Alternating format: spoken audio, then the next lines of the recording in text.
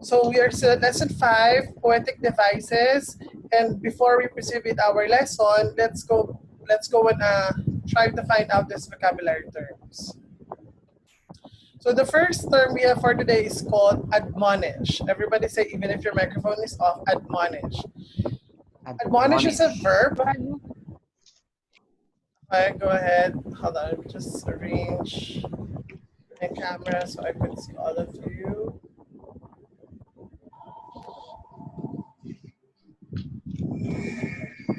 So admonish is a verb which means to ask or to speak to someone in a way that expresses disapproval or criticism.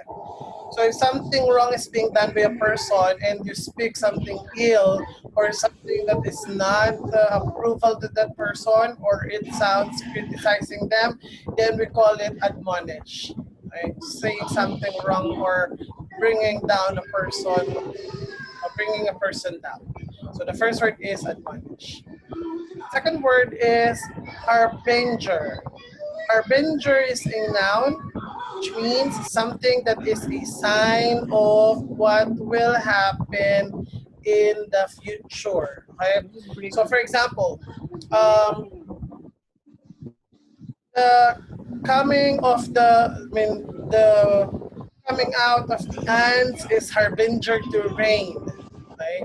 So pag sinabi natin harbinger, it is a symbol which means something that might happen in the future.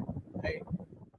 So kunyari, when you see insects going around your house, or have you observed when before it rains, the ants are going all around. So that's actually a symbol that the rain is happening. So the coming out of the ants is an harbinger to rain. Okay, so it's a symbol or a sign that something will happen or rain is coming out. The third word is credible. I know everybody knows what a credible is. It's an adjective used to describe someone to be believable or trusted. Okay, so if someone is believable, or you believe in someone and you trusted them, by all means, and we call it. The word we use is credible. So the doctor is credible for he was able to cure diseases during the pandemic. So the word is credible. Fourth word is ludicrous. Ludicrous is an adjective which means very foolish or ridiculous or difficult to take seriously. So you could either choose its definition between the three, among the three. Ludicrous. The last word is called amenable. Amenable is willing to be influenced by somebody or something. What we mean by amenable is when you agree that someone will influence or make an influence in their life. So we call it amenable. It's also an adjective. If we will go back to the words we have, then we have admonish, harbinger, credible, ludicrous, amenable. Okay, now let's try someone to read the words. PB, can you please read the 5 words we have for today?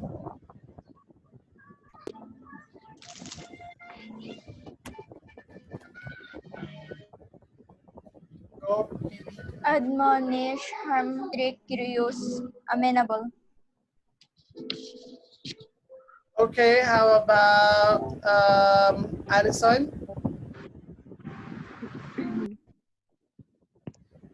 Go ahead. Admonish, harbinger, credible, ludicrous, amenable. Good, thank you. How about Denise? Admonish, harbinger, credible, curious, amenable. Okay, thank you. Jody?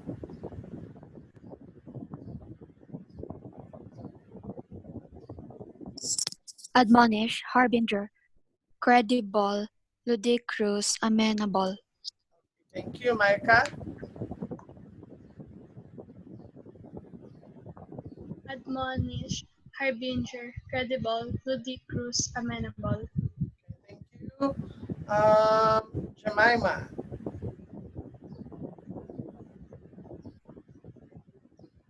admonish, harbinger, credible, ludicrous, amendable. You, Aaron. Admonish, harbinger, credible, ludicrous, and amenable. You, Jesser.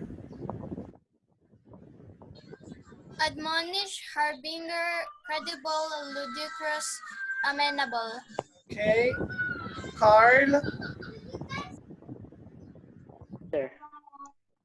Admonish, harbinger, credible, ludicrous, amenable. Thank you. I think I've called on. How about you, Q? Admonish, harbinger, credible, ludicrous, Okay. amendable. Okay, very good. Thank you. So those are the 5 words we had for today. Now, as a review, last Monday, you presented to us what is onomatopoeia. Again, onomatopoeia is a sound produced by an object or an inanimate material or thing used in a sentence to make a sensible delivery in poems. We also talk about alliteration or having the same sound, consonant sound at the beginning of the letters in a line. Assonance is having the same vowel sound at the middle and at the end of the word.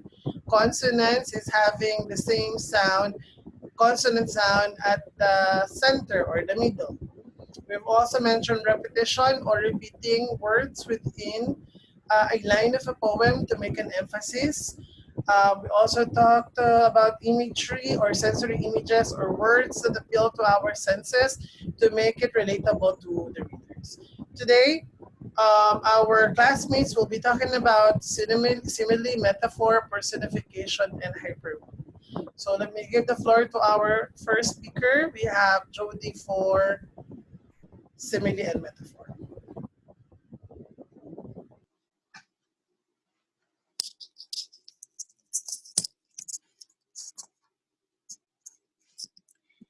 Once again, good afternoon, everyone. I am Jody, and the first topic that we will be discussing today is about simile and metaphor.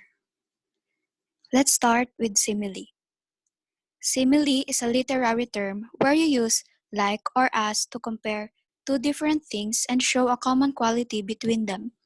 A simile is different from a simple comparison. For example, she looks like you is a comparison but not a simile. On the other hand, she smiles like the sun is a simile as it compares a woman with something of a different kind, which is the sun. Other examples are Lana is sweet as a sugar. His heart is like a gold. She is fast as a horse. Miguel swims like a fish. Their classroom is messy as a market. Next is metaphor. A metaphor is a word or phrase used to describe something as if it was something else. Unlike simile, it doesn't use the words like or as. Here are some examples. Kath is a shining star. He's a living calculator. She is my sunshine. Ken's voice is music to my ears. They're totally night owls. That's all po, thank you.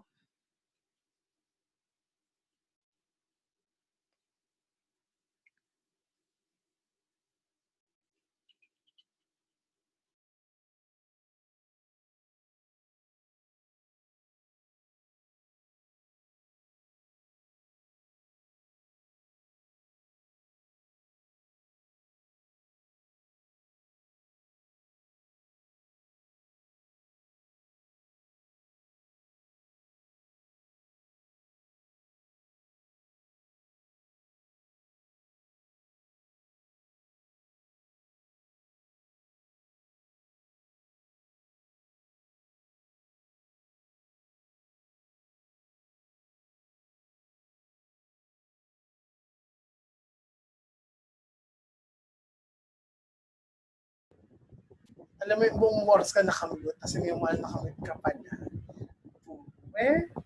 Uulitin ka na lang. So, in our class, most of the time, make a reaction na like or clap. You are always asked by your teachers what is simile and metaphor, right? Especially when you talk about grammar or when you talk about literary devices, you will be asked what is simile, what is metaphor. So I believe among all the literary devices we have now, you're all familiar with what a simile and metaphor is.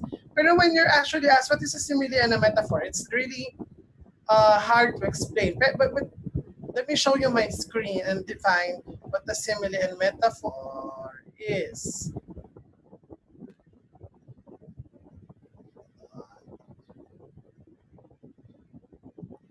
Okay, so a simile from Jody's explanation to us, a simile is a comparison between two unlikely objects, person, or thing. Okay, but in a simpler term, simile and metaphor are both words that is used to compare. Okay, these are comparing words. The difference is, pag tinanong kayo para madali nyo matandaan, what's the difference? A simile is an indirect comparison, while a metaphor is a direct comparison. Okay, that's the simplest meaning of it. Again, simile, indirect comparison. Metaphor, direct comparison. Why is it indirect? Why do we call simile an indirect comparison? It's an indirect comparison because we're using like and as to compare two things. Please understand, when we compare two things, that they are totally opposite or unlikely. Okay, unlikely or not the same.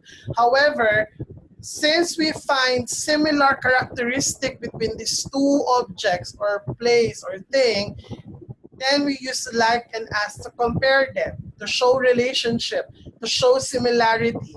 And that's what we call as simile. While metaphor is we directly compare. Diretso nating sinasabi na si ganito ay ganito. Okay? Because it's a direct comparison. In simile, you're just trying to say na parang kahawig. But in metaphor, you're directly saying that this object is this object. This matter is this matter. That's why it's a direct comparison. So next time you go back in your class, for example, in August 24, when you get back to your normal classes, and your teachers in English will ask you, what is simile? What is metaphor? You can just say, simile is a indirect comparison using like and as. Metaphor, direct comparison. As simple as that. Now, given the examples that Jody gave us, I'd like you to look at these sentences. Identify whether the set of sentences is using simile or metaphor. Again, write on your paper whether the sentence is using a simile or a metaphor. Go ahead.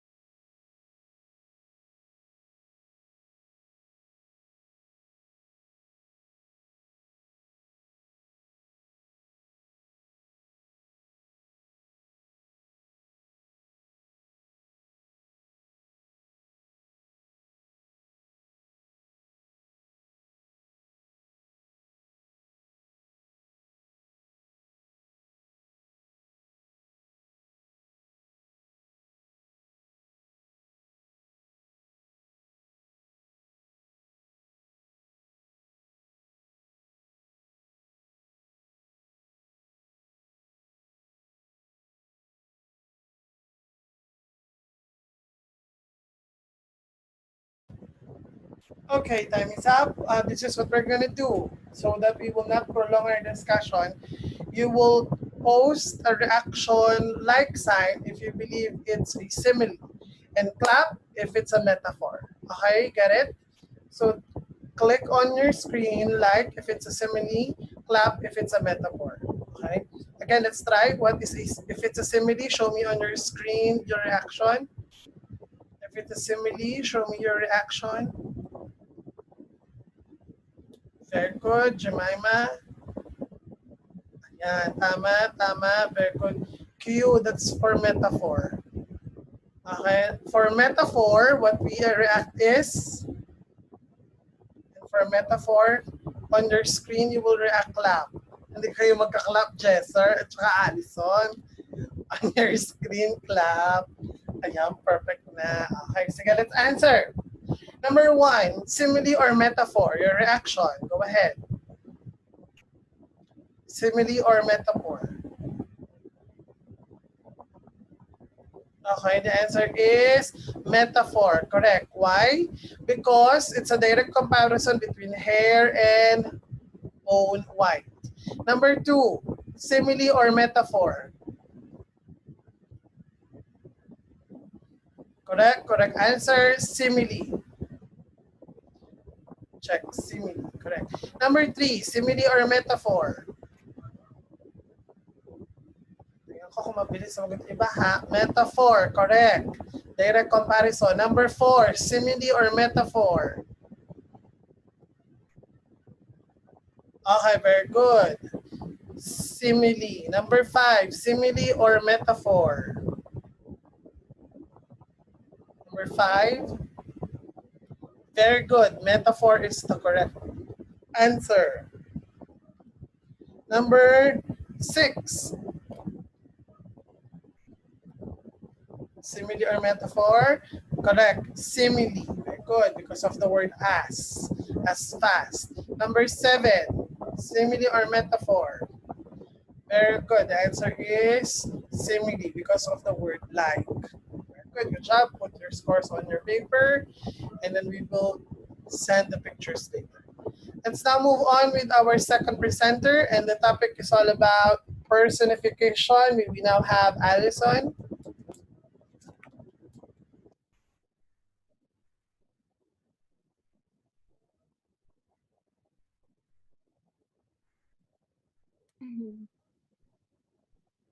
Share your screen, Allison. PowerPoint ka, Allison. Yes po. Very good.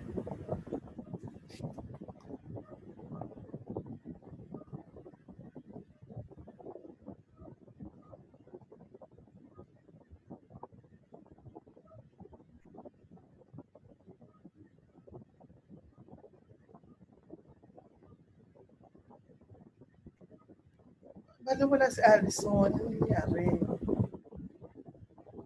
Parang nag-leave siya.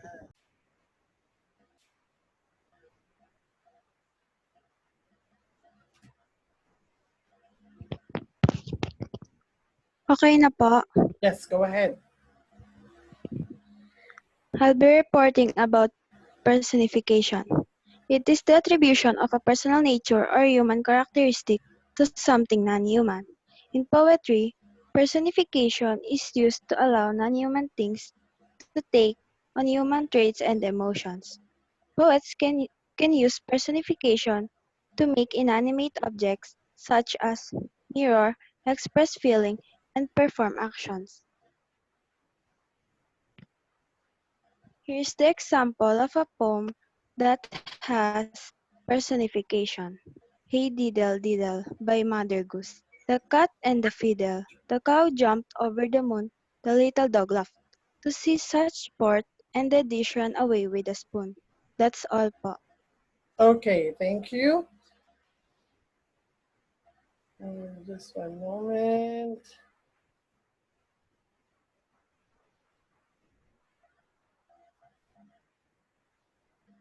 Yan, ganun lang. Hindi nyo naman kailangan masyado maging very technical about your presentation. Napatakot yung iba to present. Na, very good, thank you, Allison. to further explain,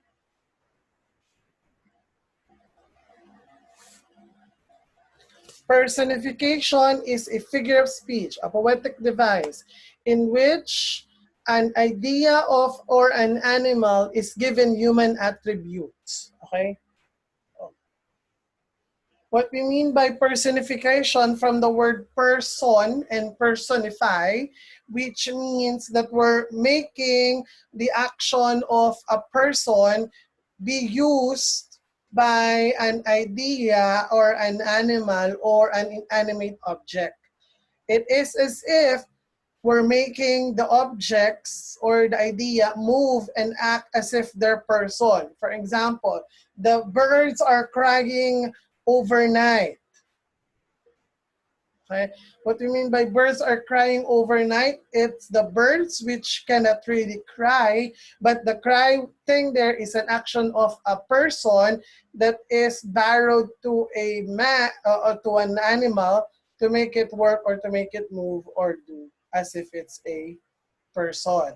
Let me show you some examples. Now this is what you're gonna do.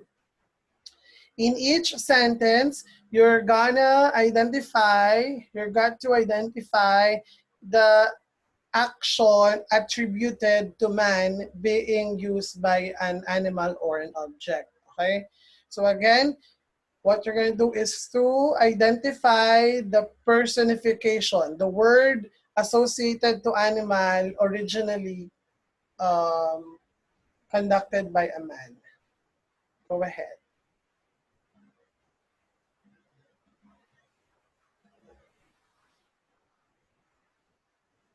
Identify the personification word in each sentence. So again, a personification is a word originally owned and done by a person, but in poems, we allow animals and things and inanimate objects such as idea to be used by them to add meaning and to add context.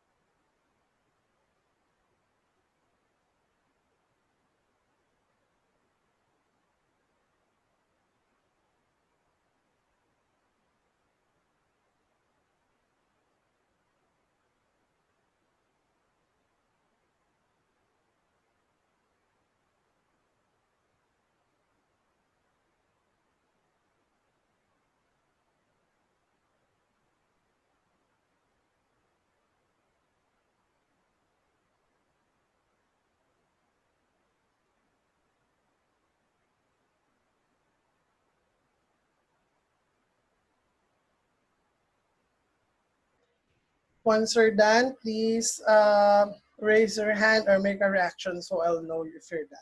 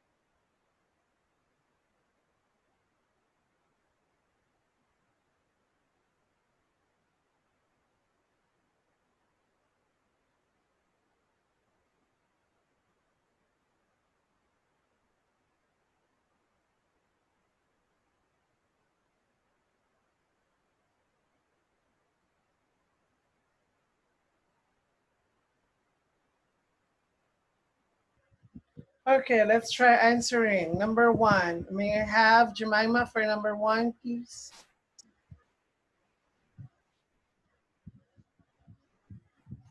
The shadow of the moon danced on the lake. Dance. Very good. Dance is your personification, showing its relation with the moon. Number 2, Jesser.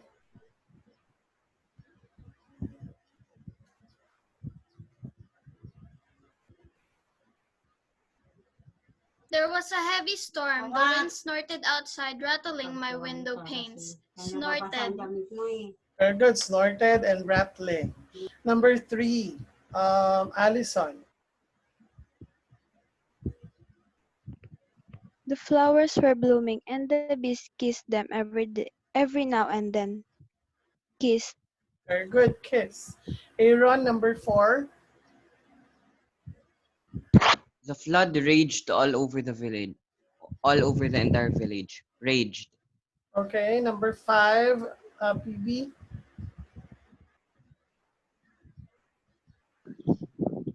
The thread of time is so ruthless that it tramples even the kings under its feet. Tramples.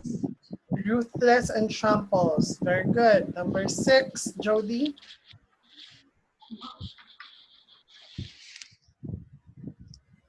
It was early morning.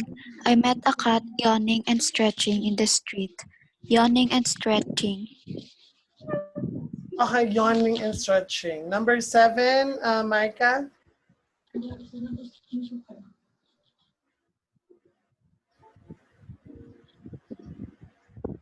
The skyscraper was so tall that it seemed to kiss the sky.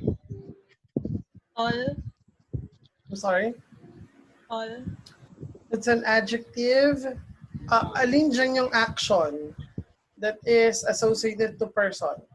You know what the skyscraper? It's like a tall building. So sobrang tall daw nito. What is the description showed? It seemed to very good. Kiss. Okay. Number 8, Q. The tree was pulled down, and the birds lamented over its dead body. Lamented. Okay, lamented. Very good. Number 9, the tall pines in the hilly area fondled the clouds. A word is fondled. And then the long road to his home was a twisting snake with no visible end. The twisting. So that's what we mean by oops, hold on. Let's now move on to the next presenter. Let's have Q for hyperbole. Go ahead, Q.